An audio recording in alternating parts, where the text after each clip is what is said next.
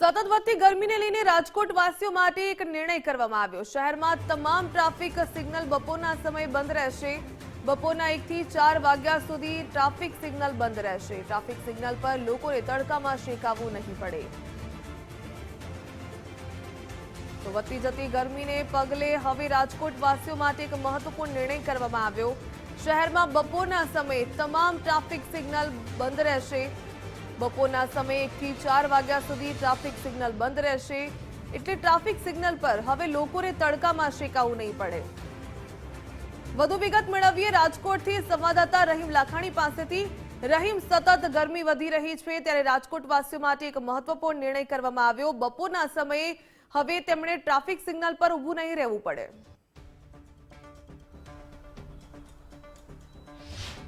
ચોક્કસપણે જે રીતના છેલ્લા 2 દિવસથી ગરમીનો પારો સતત વધી રહ્યો હતો, 41 ડિગ્રી સુધીનું તાપમાન છે તે પહોંચ્યું હતું અને તેને લઈને જ આ મહત્વનો નિર્ણય લેવામાં આવ્યો છે કે ટ્રાફિક સિગ્નલો છે તે બપોરના 1 થી 4 સુધી બંધ રાખવામાં આવશે। સાથે જ જે રીતના વાત કરવામાં આવે તો જે રીતના ગરમીનો પારો ઉચક્યો હતો ને તેના કારણે સૌરાષ્ટ્રમાં સનસ્ટ્રોકના કેસ છો તેમાં પણ ઉછાળો આવ્યો છે।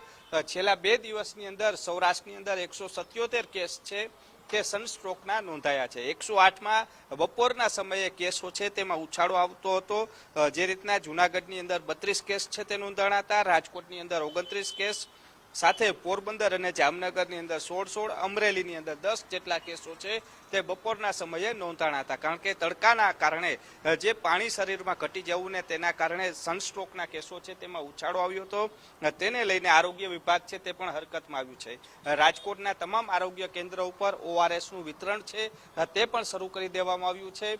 લોકોએ બપોરના સમયે કામ વગર બહાર ન નીકળવા માટેની એડવાઇઝરી છે તે પણ રાજકોટ મહાનગરપાલિકા દ્વારા જાહેર કરવામાં આવી છે। એટલે કહી શકાય કે જે રીતના જે તાપ છે તે સતત વધી રહ્યો છે, તાપમાનનો પારો વધી રહ્યો છે, તેના કારણે જે તંત્ર દ્વારા અલગ અલગ નિર્ણય લેવામાં આવી રહ્યા છે।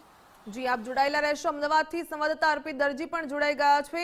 અર્પિત, રાજકોટમાં તો સતત પડતી ગરમીને કારણે ટ્રાફિક સિગ્નલ બંધ રાખવાનો નિર્ણય કરવામાં આવ્યો છે બપોરના સમયે। અમદાવાદમાં ગરમીને પગલે કેવી અસર જોવા મળી રહી છે?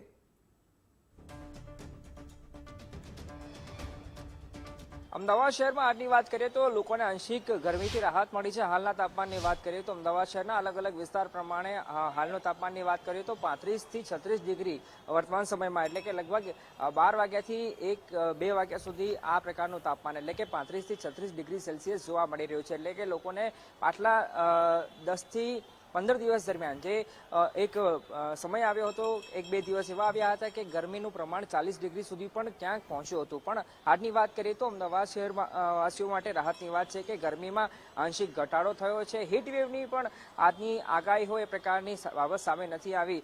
જો કે હજુ રાહ જોવાઈ રહી છે। હવામાન વિભાગ દ્વારા 1 વાગે અધિકૃત રીતે જે આગાહી વ્યક્ત કરવામાં આવતી હોય અથવા તો એ અનુમાન લગાવવામાં આવતું હોય છે, અધિકૃત રીતે 1 વાગ્યાની આસપાસ હવામાન વિભાગ દ્વારા એની જાહેરાત કરવામાં આવતી હોય છે, તાપમાન અંગે અપડેટ આપવામાં આવતું હોય છે। ત્યારે એ તાપમાનમાં કયા પ્રકારની માહિતી આવે છે એના પર સૌની નજર રહેલી છે। પણ અમદાવાદ શહેરની વાત કરીએ તો હાલ તાપમાનમાં ઘટાડો થયો છે, એટલે કે ગરમી છે, ગરમીમાં આંશિક રાહત મળી છે। પાછલા કેટલાક દિવસોની સરખામણીએ વાત કરીએ તો હીટવેવ પણ આજના દિવસ દરમિયાન એટલે કે સવારથી લઈને અત્યાર સુધીની વાત કરીએ તો હીટવેવ પણ નથી જોવા મળ્યા। ગરમીમાં આંશિક રાહત થઈ છે, એ સૌથી મોટામાં મોટી વાત અમદાવાદ શહેરવાસીઓ માટે છે।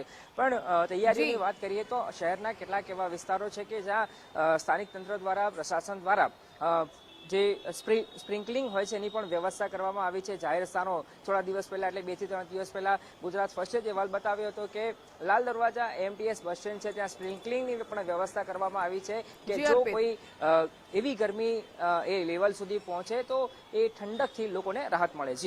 જી અર્પિત, આપ જોડાયેલા રહેશો। સુરતમાં પણ ગરમીને લઈને કેવો માહોલ છે તે જાણવાનો પ્રયાસ કરીએ। સંવાદદાતા રાકેશ બ્રહ્મભટ્ટ જોડાઈ ગયા છે। રાકેશ, સતત ગરમીનો પારો ઉંચકાઈ રહ્યો છે ત્યારે સુરતવાસીઓમાં ગરમીને લઈને અસર કેવી જોવા મળી રહી છે?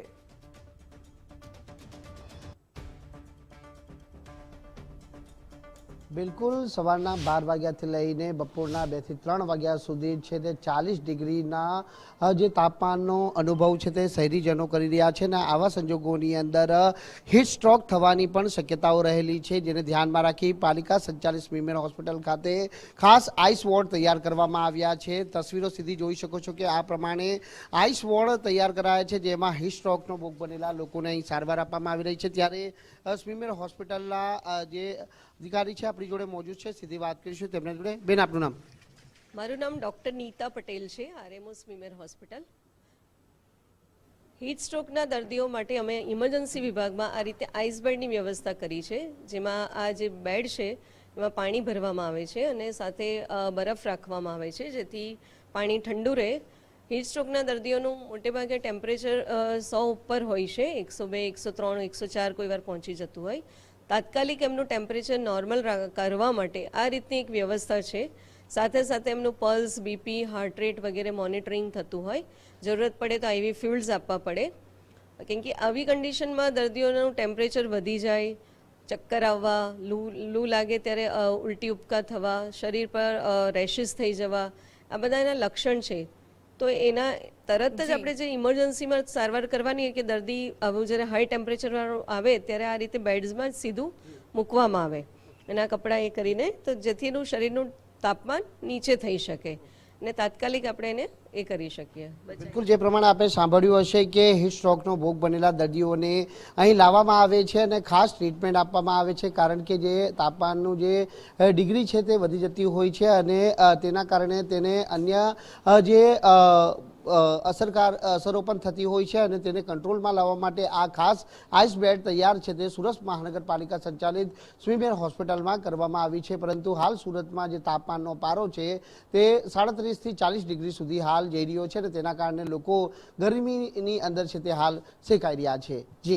જી રાકેશ, ધન્યવાદ જોડાવા બદલ। તો અમદાવાદથી અર્પિત દરજી જોડાયા હતા, રાજકોટથી રહીમ લાખાણી અને સુરતથી રાકેશ બ્રહ્મટ। તમામ સંવાદદાતાઓએ જે પ્રકારે માહિતી આપી કે રાજકોટ હોય, સુરત હોય કે પછી અમદાવાદ, દરેક જગ્યાએ ગરમીને પગલે અસર જોવા મળી રહી છે।